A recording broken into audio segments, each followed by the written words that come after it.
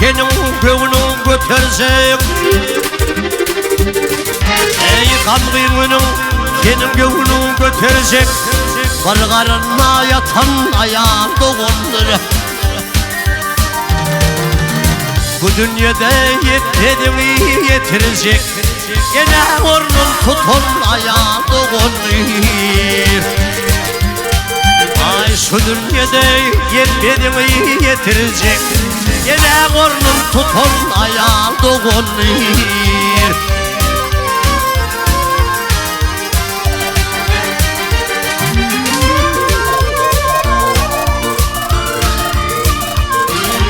Sağlıkta bile oynap gülüşen, yaşlığında tır verip tır alsın.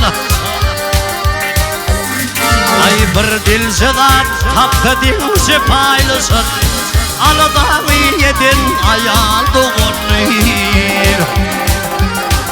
Ey bir dilsedat taptı dilse paylasın, alıdağı yedin ayağın doğunur.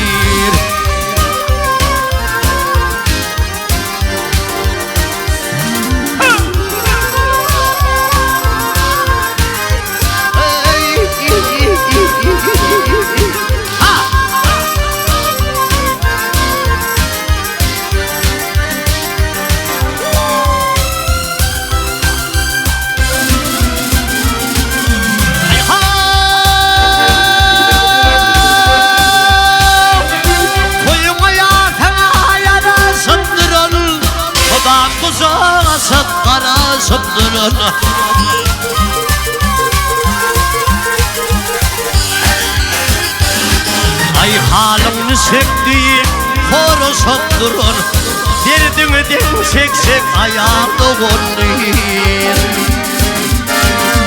Halını sektiğim korusun durun, derdini çeksek ayağın doğunur.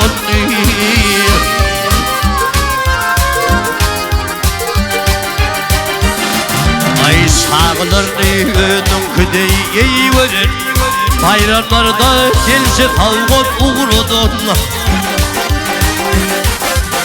Canın sağlığını arzulap verin, perişte deyin kan ayağın doğundur. Ey canın sağlığını arzulap verin, perişte deyin kan ayağın doğundur. Bu dünyada yetmediğini yetirecek, yine ornun tutun ayağı doğunur. Alıdağı yedin ayağı doğunur. Bak derdini der çekecek ayağı doğunur.